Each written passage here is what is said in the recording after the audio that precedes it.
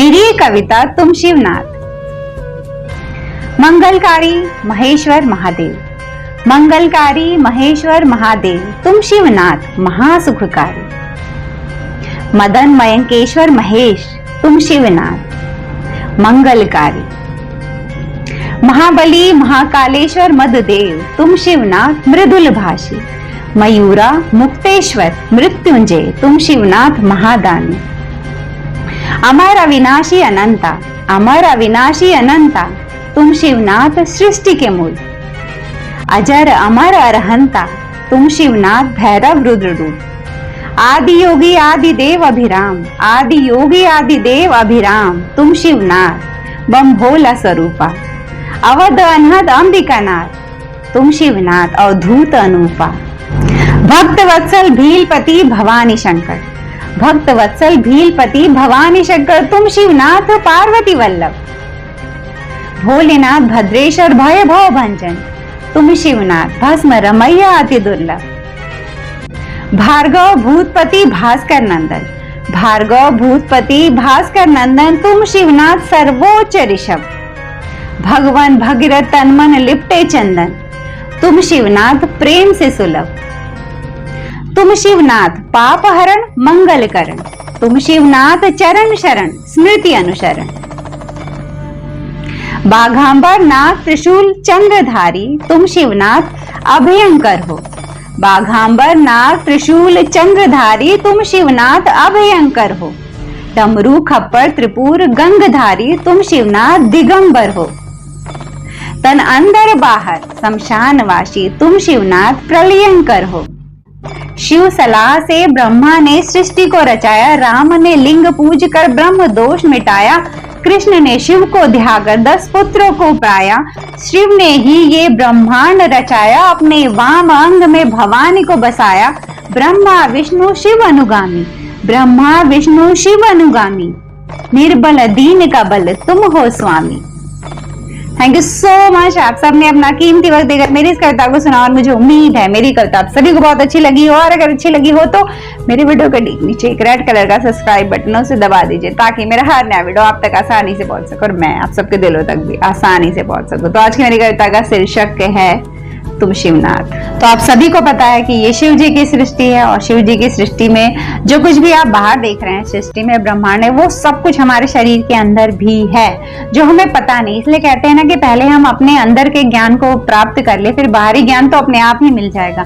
क्योंकि जो कुछ सृष्टि में है, जो कुछ इस ब्रह्मांड में है, ठीक वही सब कुछ हमारे शरीर के अंदर भी है।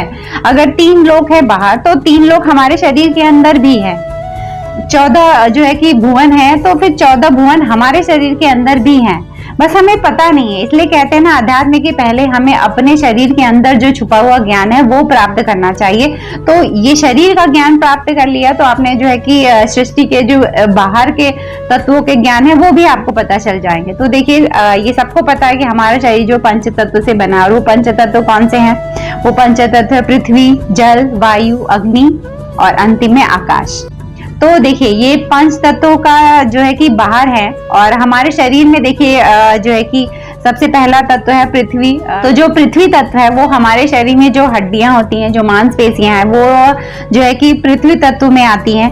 और मैं जल तत्व की बात करूं तो जैसा कि प्रकृति जो है हमारी वो 72% पानी से घिरी है, तो ठीक वैसे ही हमारे शरीर के अंदर भी 72% पानी है। अब अगला टॉपिक आता है हमारा कि पृथ्वी, जल, वायु। वायु देखिए हम सांस ले रहे हैं, तो ये वायु तत्व में आता है। पूरे हमारे शरीर में जो है कि ऑक्सीजन सर्कुलेट हो रही है, ये वायु तत्व है। उसके बाद आता है अग्नि तत्व। तो अगर मैं अब अग्नि तत्व की बात करूं तो हमारे शरीर का जो है टेम्परेचर बना रहता है जठर अग्नि की वजह से, तो वो अग्नि तत्व में आती है। और उसके बाद आता है आकाश तत्व। आकाश तत्व देखिए हमारे शरीर में क्या है, जो हमारे शरीर के अंदर पोलापन है। पोलापन यानी खाली जगह, जैसे कि इंटेस्टाइन है, छोटी आंत, बड़ी आंत, इनके बीच जो खालीपन है, हमारे स्टमक में जो खालीपन है, फेफड़ों में जो खालीपन है, वो जो पोलापन है उसे हम कहते हैं आकाश तत्व। तो अब देखिए ये जो हमारे 5 जो है कि फिंगर्स हैं, इनको आध्यात्म में नाम दिए गए, जैसे इसे कनिष्ठा कहते हैं, इसे अनामिका, इसे मध्यमा, इसे तर्जनी और इसे अंगूठा कहते हैं। तो अब ये जो 5 उंगलियों का जो ये ऊपरी हिस्सा है ना, ये पंच तत्व के प्रवाह का केंद्र स्थान होता है। हर एक उंगली जो है इन पंच तत्वों को जो है रिप्रेजेंट करेगी। जैसे कि ये है हमारी अनामिका फिंगर, तो ये अनामिका फिंगर है पृथ्वी के लिए, कनिष्ठा है जल के लिए, मध्यमा है आकाश के लिए, तर्जनी है वायु के लिए, और जो अंगूठा है वो है हमारा पृथ्वी के लिए। तो ये जो पंच तत्व हमारे शरीर के हैं, तो इन सब का जो ऊपरी हिस्सा है ना, तो इनके प्रवाह का केंद्र स्थान भी इन्हें कहा गया है। और अब देखिए हमारे शरीर में जो है कि 5 तरह के तंत्र होते हैं। तंत्र यानी क्या? कार्य करने की प्रणाली, हमारा शरीर कार्य कैसे करता है। तो देखिए ये जो पंच तंत्र है ना, वो भी पंच तत्व से जुड़े हुए ही है। जैसे पहला हमारा है श्वसन तंत्र, दूसरा आता है पाचन तंत्र, तीसरा है हमारे नंबर पे आता है तंत्रिका तंत्र, चौथा है परिसंचरण तंत्र, और लास्ट में उत्सर्जन तंत्र। यानी पहले आपने सांस ली, ठीक है, वो हमारा हो गया वायु तत्व। उसके बाद जब जो है कि पाचन तंत्र आया, वो हो गई जठर अग्नि। जठर अग्नि क्या थी हमारी? जठर अग्नि थी अग्नि तत्व। उसके बाद जो है कि तंत्रिका तंत्र अपना काम शुरू करती है, एब्जॉर्ब करना। परिसंचरण होता है, उसके बाद में एक सर्कुलेशन होता है जिसको हम वायु तत्व कहते हैं, और अंत में आता है हमारा उत्सर्जन तंत्र। जो भी वेस्ट होता है हमारे शरीर का वो हम बाहर निकाल देते हैं। अब आगे बढ़ते हैं तो देखते हैं हमारे शरीर में कितनी इंद्रियां, आप सबको पता होंगी 5। अब ये 5 इंद्रियां भी जो है कि हमारे शरीर के पंच तत्व से भी जुड़ी हुई हैं। जैसे कि तुलसीदास जी ने रामचरितमानस में जो है कि एक श्लोक लिखा था, उसमें ये लिखा था, क्षितिजल पावक गगन समीरा, क्षितिजल पावक गगन समीरा, पंच रहित या अधम शरीरा। यानी जो है कि पंच तत्वों से बना हुआ जो हमारा शरीर है वो सब एक दूसरे से जुड़ा हुआ है। अब मैं आप सबको ये बताऊंगी कि कैसे जो है पंच तत्व हमारी 5 इंद्रियों से जुड़ा हुआ है। अब तो आप सभी को पता है कि हमारी 5 इंद्रियों के नाम कौन कौन से हैं। तो ये त्वचा हो गई, कान हो गए, और आंख हो गई, नाक हो गई, जीभ हो गई। अभी इन 5 इंद्रियों को मैं पंच तत्व से जोड़ती हूँ। तो देखिए जो हमारी त्वचा है वो जो है कि वायु तत्व को बिलोंग करते हैं, जो कान है हमारा वो है आकाश तत्व, और जो जीभ है हमारी वो है जल तत्व। तो जो है कि सब एक दूसरे से जुड़े हुए हैं। जो हमारे तंत्र हैं, ये जो हमारी 5 इंद्रियां हैं, 5 तंत्र हैं, और जो है कि हमारे फिंगर्स के ये पोर हैं, ये सभी पंच तत्वों को जो है कि रिप्रेजेंट करते हैं।